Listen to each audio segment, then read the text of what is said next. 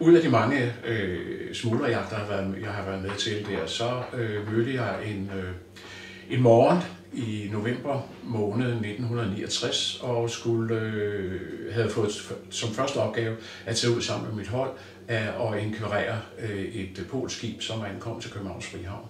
Under inkvireringen der var vores håndleder nede et par gange for at kalde hjem der, som den skulle, og han kom tilbage og forklarede, at der var så meget trafik over radioerne, at vi bare kunne afslutte og så køre hjem. Efter vi var taget tilbage til havnepatruljen og begyndte at spise vores mad, fandt vi ud af, at der var meget tomt i alle lokaler deroppe der, og at der var noget i gang et eller andet sted. Vi blev sendt ud, og jeg blev sat til at køre vores bil, set i lyset af, at jeg har kørt i motorløb, så det var nok en god idé. Og så kørte vi en tur ud på Amager. Vi står ude på molen, og så ser vi en helikopter i Kastrup Havn, og ser en helikopter, der kommer ud over lysbroen fra Kastrup Lufthavn. Nede under helikopteren kan min kollega skimte, at der kommer en speedbåd, og der styrer direkte ind mod Kastrup Havn. Og der viste sig jo, at den her jagt var startet i Faxe Ladeplads, der hvor man havde forsøgt at landsætte nogle cigaretter. Havnefoden dernede, som også gik med kasket med hvidt huepåtræk på, var løbet ned for at se, hvad der skete. Speedbåden forsvandt. Lastbilen, som skulle ned og hente alle cigaretterne, der står på kajen, og den smugler, som skulle ned og hente cigaretterne, han blev nødt til at hoppe ombord på speedbåden. Det vil sige, allerede på det tidspunkt, der vidste man, at der var 3 ombord på speedbåden.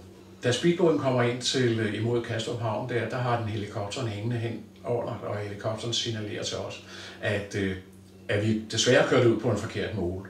Vi misforstod, hvilken mole den kom på, så der måtte vi køre tilbage igen, og der kørte vi over en pæn anlagt græsplæne, som blev ødelagt, og et rosebed, og havnede 7 trappetrin oppe foran i sejlklubben. Kollegerne de hoppede ud, og jeg fik til opgave at kalde hjem og sagde, at nu havde vi fat i dem, og der får kollegerne fat i en meget kendt, ikke en kendt smugler, men derimod en meget kendt gangster. Den anden smugler hoppede tilbage ombord på båden, som nu stak af, og den tredje smugler, han løb, og vi kunne ikke klare, i og med at vi kun var 4 mennesker, så kunne vi altså ikke fange dem alle sammen der. Efter vi havde haft kontakt med patruljen derinde og politiet, der blev der sendt en ny bil ud til mig, og så blev vedkommende, som vi havde fanget, indtransporteret til København.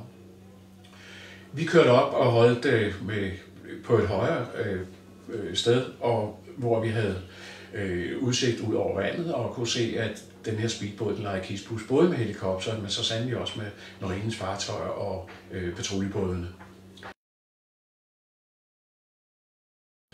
Da vi kommer ned til Nyhavn, der løber folk. Folk ser jo en helikopter, der hænger over vandet, kanalen, og så bunke mennesker havde travlt med at løbe derned. Så der kunne vi kunne ikke køre ned med bilen, men derimod så tog mine 2 kollegaer, de hoppede af, 2 tilbageværende kollegaer, de hoppede af og løb dernede af.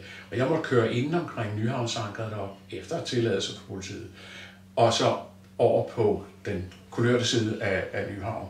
Vi kom sluttet nede, hvor helikopteren nu havde presset speedbåden ind, og der var der tumult dernede. Smugleren, han satte sig til modværge og kom op og slås med både toldere og politifolk dernede, men blev overmandet, og så blev han anholdt og kørt ind.